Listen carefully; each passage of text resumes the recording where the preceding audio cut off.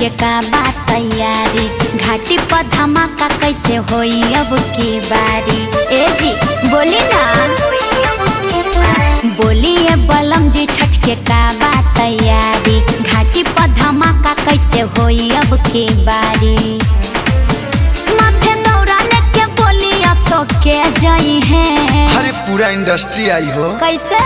मथवा पर दौड़ा लेके पवन भैया जाई है। अच्छा। कन्हिया पौखिया खेसारी जिले आई है। खेसारी जिले आई है, खेसारी जिले आई है।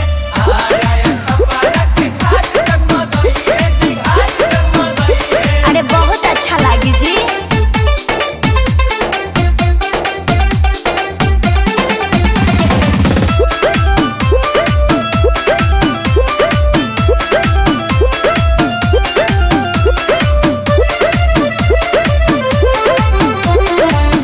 केलाई केरावा के घावत केलाई नसपतिया, केले आई डीजे झालर के सजाई घटिया। रवि किशन जी केरावा ले आई है, निरहू जी घटिया सजाई है। आई बताइए छठी माई के या रघिया के दिवाई है।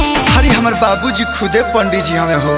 गैया के दूध लेके यहाँ समिसरा जी आई है। अच्छा। चुनमुन बाबा या रखिया दिवाई है। पूरा गाजीपुर के घाट जगमगाई है जी, घाट जगमगाई है।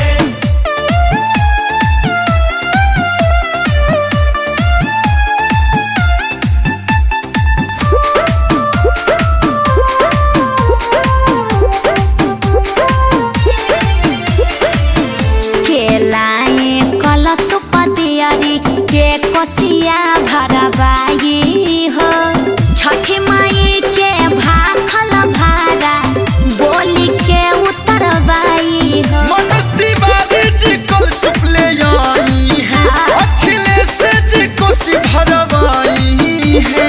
आए कश्यप जी का? छठी मैया के गीत बोली के गई है। बगल में छोरा गाँव भटी ढोरा श्यामाया कहसियापन डीजे बजाई। हाँ तो होई गर्दनो। कलुआ अंतराज गीतिया सुनाई। जिया एहे